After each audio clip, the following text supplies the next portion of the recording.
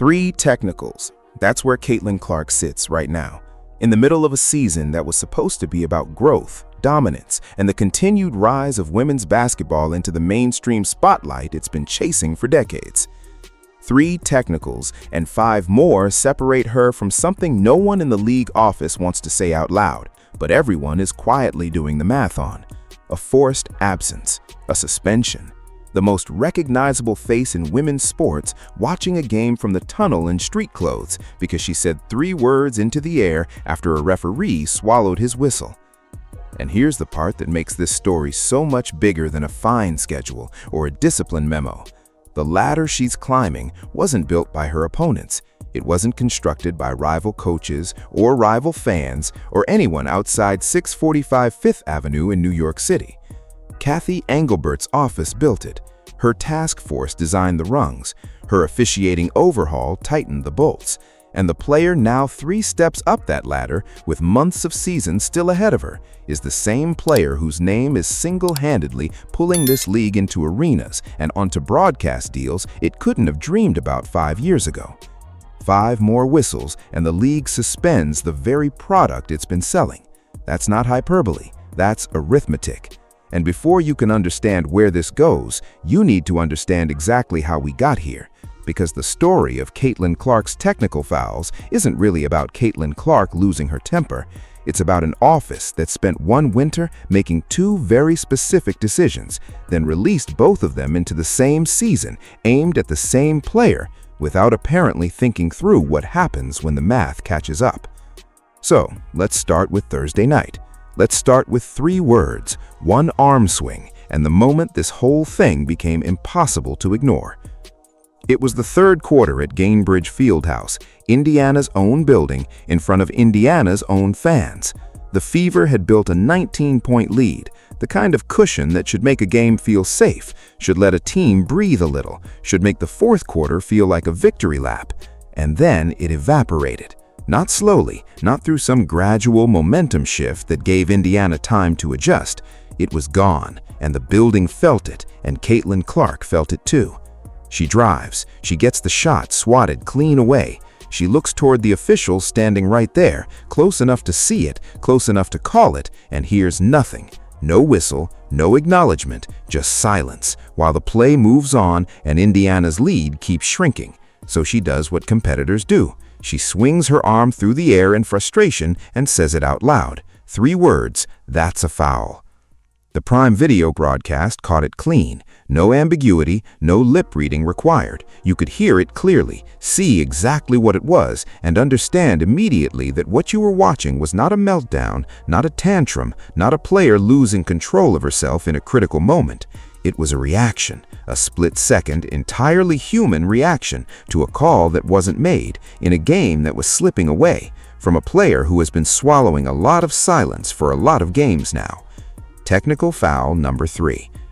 Under this season's discipline structure, that whistle costs $500, but the fine is almost beside the point, because the fine was never what made this moment matter. What made it matter is the number, 3, and the number that follows it on the ladder, 8, which carries something no fine schedule can replicate and no performance can buy back. An automatic 1-game suspension, no appeals that stop the clock, no exceptions written in for high-profile players or prime-time matchups or sold-out buildings. The league has pulled that trigger before, and it does not ask the player's schedule before it does. 5 technicals sit between Caitlin Clark and that track door. 5. In a season that still has most of its games left to play, with a competitive fire that has never once dimmed because the moment got hard. The next chance for the whistle comes Tuesday night, when Toronto walks into Gainbridge at 7 Eastern. But before Tuesday, before the next game and the next close call and the next moment of silence from a referee that might cost her a $500 reaction, you need to understand who designed this system. Because the answer is stranger and more ironic than almost anything else happening in professional sports right now. Watch what Cathy Engelbert does, not what she says, what she does. Last offseason, the WNBA commissioner created something called an Officiating Task Force. The framing was collaborative. Players at the table, coaches at the table, everyone with a voice in how the league calls its games going forward. The stated goal was to clean things up, address the physicality, make the game safer, fairer, more consistent. Front office sports tracked what came out the other side of that process, and the numbers are stark. Through the season's opening stretch, foul calls jumped from 17.5 per team per game to over 22. Free throws climbed from 18 a game to 23. 5 separate times in the first week and a half of the season, a single team shot 25 or more free throws in one game. Last season, that happened 25 times across the entire year. In the first 10 days of the new officiating era, it happened half as often as it did in the previous 12 months. Now, you might expect the coaches who sat on that task force to be pleased with those results, except at least one of them wasn't, and she was one of the people who helped build it. Cheryl Reeve, head coach of the Minnesota Lynx, sat in those meetings, contributed to those conversations, and then watched what the new whistle actually produced. Her public reaction was direct. "We talked about unnecessary physicality. We didn't say we want to call marginal fouls. We never brought that up." The coach who helped design the engine was surprised by how fast it ran. Then there's Stephanie White. Indiana's head coach also sat on that task force. She also had a voice in shaping what came out of it. And, according to reporting on those conversations, White asked the officials to call everything, said the league needed to overcorrect in order to find the right level. She asked for consistency. She pushed for a stricter standard. She got one. What she also got was an Indiana Fever team that, heading into last Thursday, was committing the most fouls in the league and surrendering the most free throw attempts in the league. The coach who asked for the overcorrection is now coaching the team that's being overcorrected the hardest. Whether that's irony or consequence depends on how charitable you're feeling. But the task force was only thing one. Thing two was quieter, and in some ways it has sharper teeth. The same winter that produced the officiating overhaul also produced a revised fine structure, and the league was not particularly loud about it. Per reporting from Front Office Sports and Yahoo Sports, technical foul fines increased from $200 to $500, 2.5 times the old rate, with a new $1,000 tier stacked behind it for repeat incidents and the automatic one-game suspension waiting at number 8 like a wall at the end of a warning track. Someone in the comments is already composing the rebuttal right now. Player salaries went up this year too, so $500 hurts less than $200 used to. And that's technically accurate. The math on the fine itself is gentler in real terms than it was before. But that argument misses the point so completely that engaging with it too long actually does the league a favor, because it lets the office hide the real mechanism behind a number that sounds dramatic but isn't. The dollars were never the teeth. The teeth are the 8th whistle. There is no salary large enough to buy back a suspended game, no fine Caitlin Clark can pay, no performance she can put up, no post-game quote gracious enough to put her back on the floor once the league decides to sit her down. The money is a warning, the escalating tiers are a countdown, and the suspension is the thing at the end of the countdown that the league does not negotiate, does not defer, and does not care about the broadcast schedule before triggering. Read the two off-season moves together, because separately they're just policy decisions. Together, they're a system. More whistles, rebuild the officiating standards, call more fouls, tighten the margin for physicality. Pricier reactions, raise the cost of noticing the whistle out loud, stack the tiers, set the ceiling. One office, one off-season, both decisions moving in the same direction. And the player most exposed to both of them, the one playing for the team committing the most fouls, in a league now calling more fouls than it ever has before, is the one whose face is on every broadcast, every highlight reel, and every sellout that the league is using to prove it's arrived. Look at where the new whistle landed hardest, and the picture gets uncomfortable fast. Heading into Thursday night's game, Indiana was leading the league in fouls committed, more than 24 a night. They were also leading the league in free throws surrendered, nearly 26 attempts per game, with opponents converting 80% of those trips. Not second most, not somewhere in the top 5, the most on both sides in the first season of Engelbert's rebuilt officiating structure. That's not a coincidence, and it's not bad luck. That's what happens when you apply a stricter standard uniformly to a team whose style generates more contact than almost anyone else in the league. But no single night captured what this new reality looks like in practice better than the game 6 days before Thursday. Brooklyn, New York Liberty, a matchup that on paper was supposed to be a measuring stick game for a fever team trying to prove it could compete with the East's best. What it became instead was something that had analysts and fans staring at the box score, refreshing it, trying to make the numbers make sense. New York shot 40 free throws, Indiana shot 15. Breanna Stewart, one player, one night, went 18 of 21 from the free throw line by herself, a career high in makes. Her team shot 36% from the field. They went 2 of 18 from three-point range. 2 of 18. They could not throw the ball in the ocean from half the floor, and it didn't matter, because the game was being decided 70 feet from the basket, one whistle at a time, in a way that had nothing to do with the shot-making that everyone came to watch. Clark spent crunch time on the bench carrying 5 fouls, not because she was playing recklessly, but because the environment the new officiating structure created had turned late-game minutes into a minefield for any defender trying to stay engaged. Aaliyah Boston picked up a technical as the third quarter ended, and then afterward, a Liberty rookie did something remarkable in its candor. She told reporters openly into microphones with the casual confidence of someone describing a scouting report that worked exactly as designed, that they knew Clark was carrying 5 fouls, so they just kept attacking her. They hunted her, and they said so out loud. That's not gamesmanship hidden in film sessions. That's a public declaration that the officiating environment created a vulnerability, the opponent identified it, and they exploited it for 40 minutes while winning a game they had no business winning on the shooting numbers alone. 4 days later, against Chicago at Gainbridge, the two teams combined for 52 fouls. The Sky shot 38 free throws in Indiana's own building. And then Clark said 3 words, and this story arrived at the moment we started with. Except this story didn't actually start Thursday. It didn't start with the Brooklyn game, or with the task force, or even with Engelbert's fine schedule. It started the day Caitlin Clark walked into this league, and the whistle found her almost immediately. Rookie year, 2024.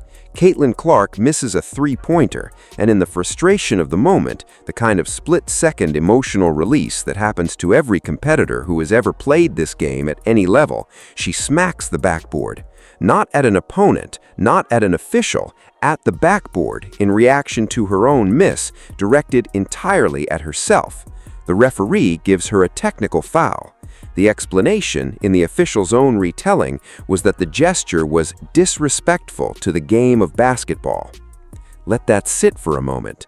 Not disrespectful to an opponent, not directed at an official, disrespectful to the game itself, a phrase so vague that it could apply to almost any visible expression of competitive frustration, which means it can be deployed almost anywhere against almost anyone whenever a referee decides the emotional temperature in the building needs adjusting. Clark finished that rookie season one technical away from what was then the suspension threshold, a rookie player finding her footing in a new league, one whistle from being forced off the floor before she'd even had a full season to prove what she could do. Then came June of last year, back at Gainbridge against Connecticut.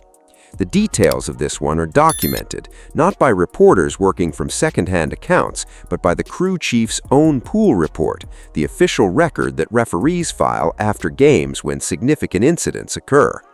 Clark took a hand across the face. The pool report described the sequence in explicit terms: wind-up, impact, contact to the face. She was knocked to the floor in the physical exchange that followed.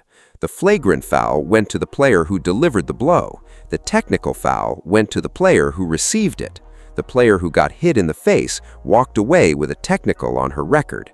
Her coach that night, on the record, without ambiguity, "Everybody's getting better except the officials." A month before that same game, the same coach had stood in front of cameras and called a -31 free throw gap against his team pretty egregious. 2 seasons, the same building, the same story, told in the same language with the same frustration underneath it. The only thing that has changed is that the story now comes with a price list attached to it and a trap door at rung number 8, and a commissioner who spent the winter building the ladder while telling the public that complaints about officiating are what losers do. About that, let's talk about what Cathy Engelbert actually said on the record when the officiating conversation was at its loudest last summer. She went to the Washington Post, not some tabloid, not a podcast, not an off-the-cuff remark caught on a hot mic, and delivered her position with confidence. No winning team ever complains about officiating. No losing team ever doesn't complain. Referees are human, she said. They miss things. The office evaluates them. The complaints are noise from people who don't like the scoreboard. That was her public position. Sour grapes, that's what she called it. Then her office spent the entire off-season building a task force to overhaul the very thing she'd just finished defending. You don't rebuild a whistle you've already declared functional. You don't create a player and coach committee to redesign officiating standards if you genuinely believe the only people complaining about those standards are sore losers. The task force was an implicit acknowledgement that the complaints had merit, that the officiating was, in fact, inconsistent or inadequate in ways that needed structural correction. The public statement and the private action were not the same thing, and the gap between them is where this whole situation gets its sharpest edge. The fine hike was the insurance policy on the overhaul. If you rebuild the whistle and make it louder and more frequent, you also need players to stop publicly noticing its flaws, because a louder whistle that still misses calls will generate more visible frustration, not less. Raise the price of that frustration, stack the tiers, set the ceiling, make the cost of saying that's a foul high enough that the calculation changes for most players. Most players. And then watch what happens when the player who isn't most players decides the technical is worth it anyway. Here's what Caitlin Clark said after Thursday's game, according to the Indianapolis Star's Chloe Peterson, who was in the building and had the quote before the locker room cleared. She called the technical definitely deserved, but I wanted it because after that I got to the free throw line more. Read that again. She got the technical on purpose. She knew what it cost. She paid it anyway, because the strategic calculation in that moment, the fouled-on drive she was trying to force, the free throws she knew would follow, was $500 and one more rung up the ladder. She wasn't out of control. She was doing math faster than most people in the building. Then she went out and shot 15 free throws. She made all 15. 32 points, 10 assists, 7 rebounds. A performance that by any reasonable standard would have been the headline of any game in any league on any night of the week. But she and Aaliyah Boston did something that made even those numbers secondary. They became the first pair of teammates in league history to both post 30-point double-doubles in the same game, the first time that had ever happened in the entire history of the WNBA was the night the league teched Caitlin Clark for 3 words. When Stephanie White picked up her own technical in the third quarter, Clark's reaction wasn't resentment or worry. She lit up. If your coach gets a technical, you should want to go to war after that. And then she relayed White's scouting report on the official in question with what reporters described as a visible grin. The ref was soft. That is not a player falling apart under pressure. That is not someone the ladder is breaking. That's a competitor who just got charged $500 and responded by making history and laughing about the referee on her way out the door. But sit with the cold part of this.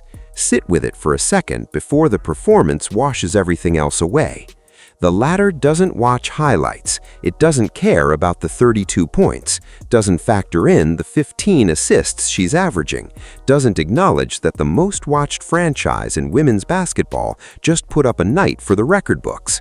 The technical counted, the number moved from 2 to 3. The math kept score right alongside her, and the math never misses a free throw. Here is the detail that makes this whole thing feel almost cruel in its timing. Before the season started, Caitlin Clark sat down with Sue Bird and Diana Taurasi, two of the most decorated players in the history of the game, two people who understand the emotional architecture of elite competition better than almost anyone alive, and she set herself a goal for technicals. 2. All year. That was her number. 2 technicals, managed carefully, kept under control, a conscious decision to stay below the line and keep herself on the floor where she can actually affect games. It is the middle of June. She is already past it. The NBA faced a version of this exact problem 4 decades ago, and the way it resolved that tension is worth examining, because the resolution was not complicated. Larry Bird and Magic Johnson arrived in a league that was struggling for relevance, for ratings, for the kind of cultural footprint that turns a sport into a phenomenon. And the people running that league understood one thing with absolute clarity, even when it meant bending other priorities around it. The product is the stars, on the floor, playing. You can find passion, you can put a price on frustration, but you cannot sell the absence of the player everyone paid to see, and trying to do so doesn't teach the star a lesson. It teaches the audience to find something else to watch. Indiana knows this better than almost any franchise in professional sports. This organization built a dynasty on Tamika Catchings playing with the exact same edge, the same fire, the same willingness to push every boundary of what competitive basketball looks like. That edge wasn't polished down or disciplined away. It was recognized as the engine, and it was protected because the people in charge understood what they had. The question now is whether the league office sitting above all of this understands what it has, or whether it's so committed to the consistency of its fine schedule that it's willing to find out what this product looks like without its most important piece. So here's what you're watching for, and it comes in 2 parts with very different atmospheres. Saturday night, the Fever traveled to Connecticut. If you remember what happened the last time these 2 teams met at that building, the flagrant foul, the technical on the player who got hit, the pool report that documented exactly what the crew chief saw and chose to interpret the way they interpreted it, then you understand why this game carries weight that has nothing to do with the standings. It's the same franchise, different gym, with a whistle that is now officially more expensive to notice and 5 games away from something irreversible. Then, Tuesday at 7 Eastern, Toronto comes to Gainbridge. 2 home games, 2 chances for the ladder to move, 2 nights where the difference between a 32-point performance and a suspension might be a single arm swing in the 3rd quarter. Don't just watch the score. Count the whistles, count who goes to the free throw line, count who doesn't, and count how many times a player reacts to the silence that follows a missed call in the one way that this season's fine structure was specifically designed to make more expensive. Because what a suspension actually means in this league, right now, in this moment, when women's basketball is experiencing something it has genuinely never experienced before in terms of attention and investment and cultural relevance, is not a disciplinary outcome. It's a business decision. It means the arena that sells out on her name runs a game without her. It means the national broadcast built around her presence runs without its lead. It means the season ticket holder who circled one Tuesday in June on their calendar, who bought the jersey and made the plans and told people they were going, gets an apology email from the team and a credit toward a future game, while the league office that triggered the suspension deposits $1,500 and moves on to the next item on the agenda. Cathy Engelbert built the ladder. She designed the rungs, she raised the price of each one, and she set the trap door at the top. Caitlin Clark is standing 3 rungs up it right now, with a competitive fire that has never once responded to pressure by getting smaller, and with most of the season still ahead of her. The league has never suspended a player of this magnitude at this moment in what might be the most watched era in the sport's history. The commissioner's office has never had to answer for pulling that trigger on someone whose absence would be felt this widely or this immediately. 5 more whistles and they find out what the answer looks like. The competitor isn't blinking. The question is whether the commissioner can afford to. Drop your prediction in the comments. Does Clark pick up technical number 4 before Tuesday? And does the league office step in before this reaches 8? Because right now, the most interesting officiating story in professional sports isn't happening in the NBA or the NFL or anywhere with a longer history or a bigger budget. It's happening in women's basketball, in Indiana, 3 rungs up a ladder that the league built with its own hands, and the woman climbing it just made history the same night they charged her $500 for noticing a missed call. The ladder doesn't grade effort, but the audience is paying attention to who built it.